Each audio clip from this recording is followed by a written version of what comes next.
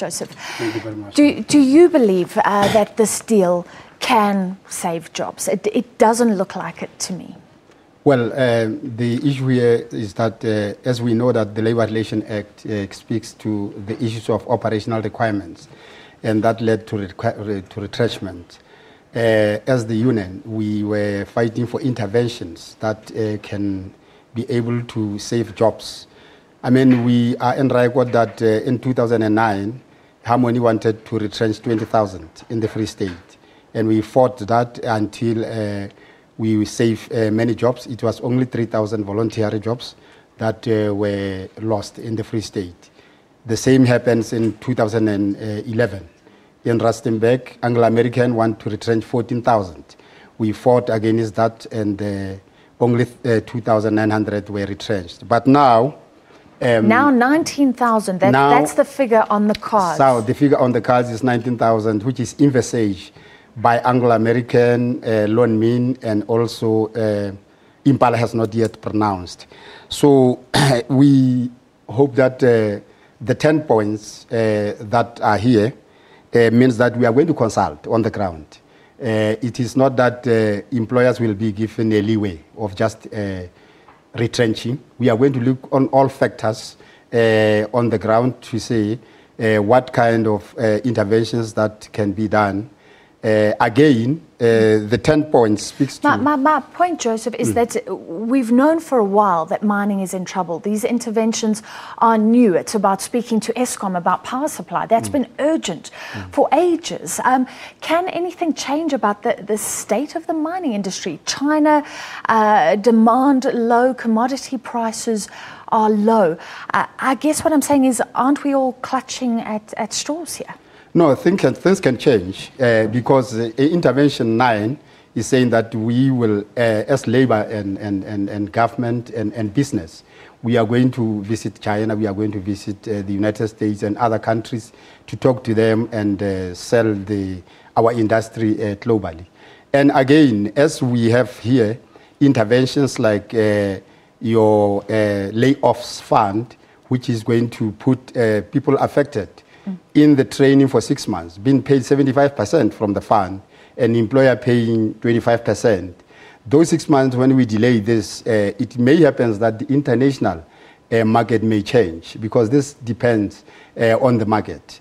And again, there's another intervention whereby rehabilitation fund is going to be utilized to start new projects. Those new projects may create permanent jobs, because we are speaking here about mining industry in South Africa, where rehabilitation is a major industry, because there are a lot of old mines here. Okay, let's talk about these two issues. So the one, government committing funds to help retrenched miners, and you say there'll actually be some training. Is that really significant, the amounts that have been committed here? No, it's not significant, because we know that permanent employment is the only thing that a worker can survive with. But when we are facing a terrible situation like this one, you look for interventions that can be able to delay the problem. We have a hope here that when workers will be put into training schemes, reskilling them, the international, we will be lobbying the international.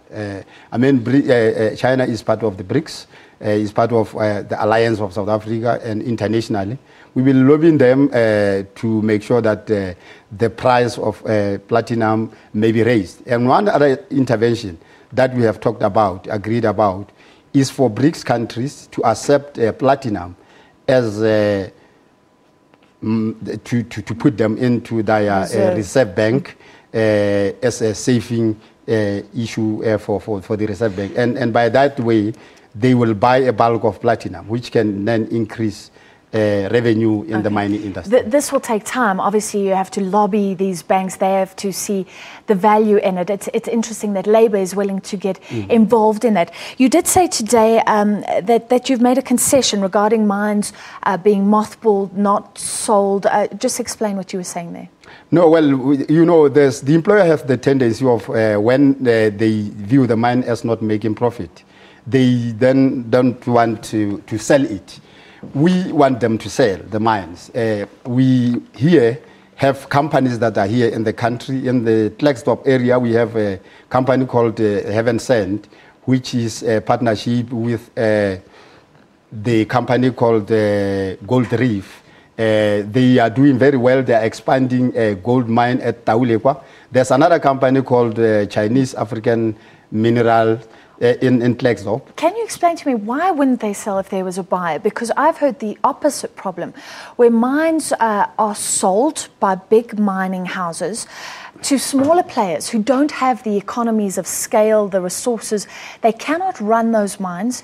Jobs are still lost, and the smaller players are actually left with the cost of closing down that mine. Thank you very much. It's an important point. We argue that point in our meeting because the government was saying that subcontracting will be used as an alternative. We rejected that, and we said we need viable companies from countries that can invest. We think we need companies with a major record of mining.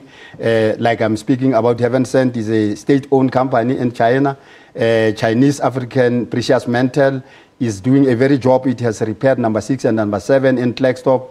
It is doing very well. It is going to start production next year. Those are the companies that we are looking into to come here and invest in the platinum. And we don't want subcontracting. We don't want small-scale mining because this is the issue of Aurora and other. Okay, so they've got to have economies. Yeah. We're running out of time. Final question. Yeah. How does NUM feel with the fact that AMCU did not pitch up and did not sign today? Well, we respect AMCU because it's an independent entity and it gets mandate from their members.